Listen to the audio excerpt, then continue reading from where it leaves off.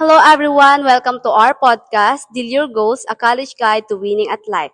So, for today, we're going to talk about on how to make goals, what are they, and how to make positive through hard times. So, I am Kyla Barameda.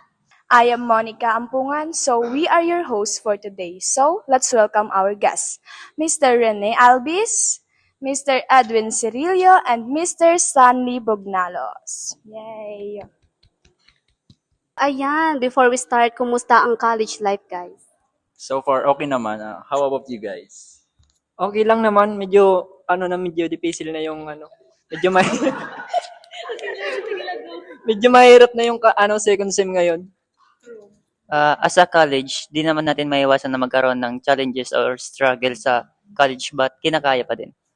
So, since ang topic natin is setting goals, may nihanda kami ni partner ng mga questions for you guys to answer it honestly. So, are you ready? Yes. So, ikaw ang mauunang magbunot ng question dahil ikaw ay nasa na. So, here you go. Okay. So, the first question is, how do you stay motivated when you feel like giving up? So, I stay motivated kapag yung naalala ko yung pagod at hirap ng aking mga magulang, lalo na malayo yung aking bahay na dito ako nag-aaral. so yes, karamihan po talaga sa mga college student na malayo sa parents is yung namimiss yung parents. Yes, homesick. Okay, for the next question,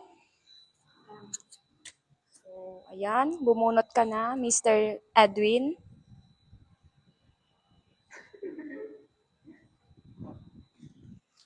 So, what's a goal you're set this semester and how did you work toward it? Ah, yung goal na siniset ko is time and management. Kumbaga nagbibigay ako ng time and management sa akin sa pag-aaral. Kumbaga yung tipong magano ka, yung mag-exam ka, magbibigay ka talaga ng time na mag-review para makapasa ka yun sa exam mo. And yung management naman is kung paano mo yun i-handle para maset mo yung goal mo. Thank you. So, time management is the key. Yes. so for the last question, Mr. Rene, bunutin mo na ang question mo.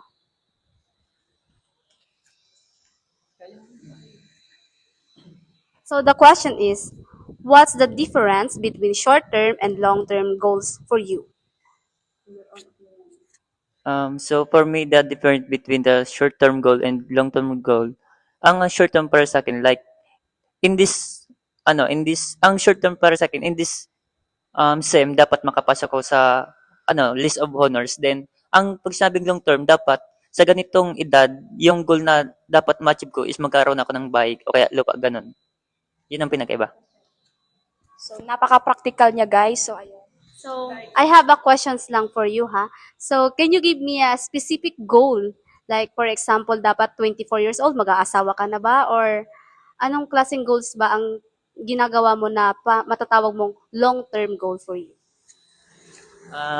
For me diyan sa tanong mo, yung goal na sinasabi mong long-term goal para sa akin, dapat sa mga 25 age of na ako, dapat magkaroon ako ng bahay, ng sariling lupa. Para kapag sabihin natin lahat naman tayo mag-asawa, no? So, mas maganda na may sarili tayong bahay at lupa kasi once na pumasok na tayo sa isang bagay na dapat natin gampanan is yung magkakapamilya ka. Kapag wala kasing pera and then bahay, saan mo papatira ng anak at asawa mo? Isipin mo na lang yung anak mo at hindi yung sarili mo. So, thank you for your relatable answer. So, as a students, importante talaga na mag-set tayo ng goals. Yes. So, for our last but not the least two guests, let us all welcome our two gorgeous girls. Yay! So, we have here Mr. Camila Kim and Miss Dayan Catalino. Yan. How's college life? Hirap, siyempre. Di mo siya makukumpara since high school ka. Pag college ka, iba talaga yung um, nagigain mo, ganon.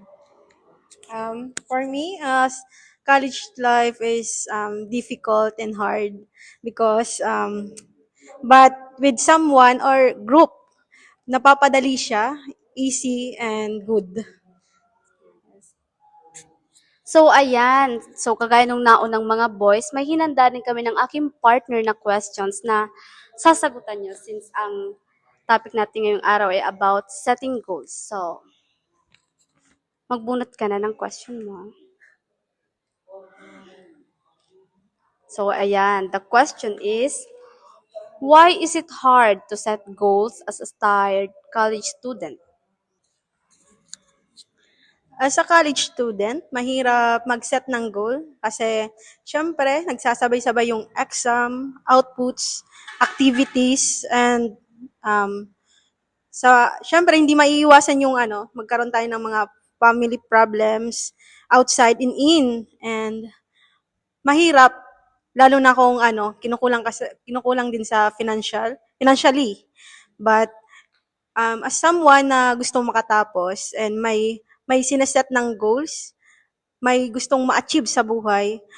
And thank you sa parents ko na hindi napapagod na magsuporta. And ako din, hindi mapapagod na mag-aral hanggat hindi nakakapagtapos at may ma-achieve sa buhay ko. Nakaka-inspire naman ang sagutan ng isang Dayan Catalino.